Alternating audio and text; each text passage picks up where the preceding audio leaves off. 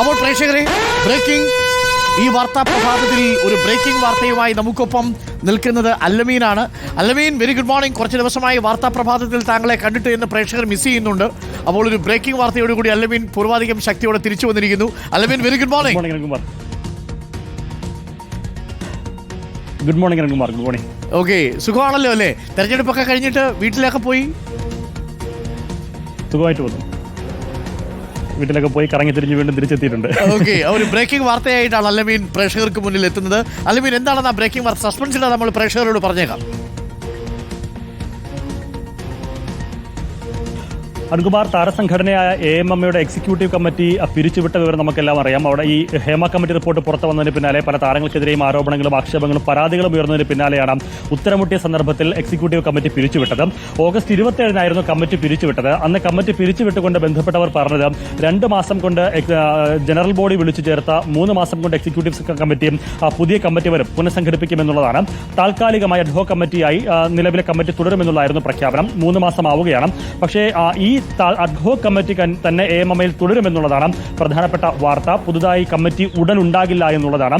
സാധാരണ സംഘടനയുടെ താരസംഘടനയുടെ വാർഷിക ജനറൽ ബോഡി ചേരുന്നത് ജൂൺ മാസങ്ങളിലാണ്. അപ്പോൾ 2025 ജൂൺ മാസത്തിൽ ജനറൽ ബോഡി ചേരുമ്പോൾ മാത്രമായിരിക്കും പുതിയ കമ്മിറ്റി AMMയ്ക്ക് വരിക എന്നുള്ളതാണ്.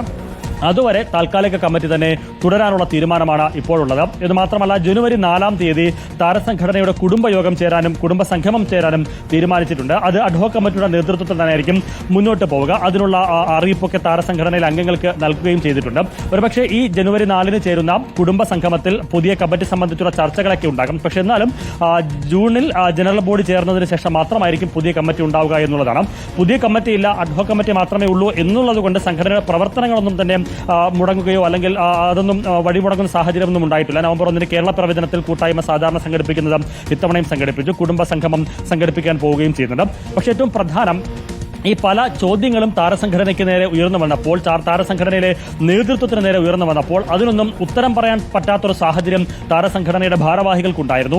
അങ്ങനെ ഉത്തരം മുട്ടിയ സന്ദർഭത്തിലാണ് അതിന് ഉത്തരവാദിത്തം ഏറ്റെടുത്തുകൊണ്ടും പല താരങ്ങൾക്കെതിരെയും ഉയർന്നു വരുന്ന ആരോപണങ്ങളുടെ പശ്ചാത്തലത്തിലും ഈ കമ്മിറ്റി പിരിച്ചുവിടുന്നു എന്നുള്ളത് പ്രഖ്യാപിച്ചത്. പുതിയ കമ്മിറ്റി വരുമെന്ന് പറഞ്ഞെങ്കിലും ഉത്തരം പറയാതെ മാറി നിൽക്കുന്നതിന് ഒരു കാരണമായി മാറിയെന്നതിനപ്പുറത്തേക്ക് പുതിയ കമ്മിറ്റി കൊണ്ടുവരുന്നതിനുള്ള സജീവ ചർച്ചകളൊന്നും ഉണ്ടായില്ല. അതിന് പ്രധാനപ്പെട്ട കാരണം ആ തലപ്പത്തേക്ക് നിലവിലെ സാഹചര്യത്തിൽ വിവാദങ്ങളുടെ പശ്ചാത്തലത്തിൽ ചുമതല ഏറ്റെടുത്തു വരാൻ ആരും തയ്യാറായില്ല, അല്ലെങ്കിൽ തയ്യാറല്ല എന്നുള്ളത് കൊണ്ട് തന്നെയാണ്. അങ്ങനെ വന്നാൽ അവരും പല ചോദ്യങ്ങൾക്കും ഉത്തരം പറയേണ്ടി വരും എന്നുള്ളത് കൊണ്ട് ഒരു ഒളിച്ചോട്ടമായി തന്നെ അത് മാറുകയും ചെയ്തിട്ടുണ്ട്.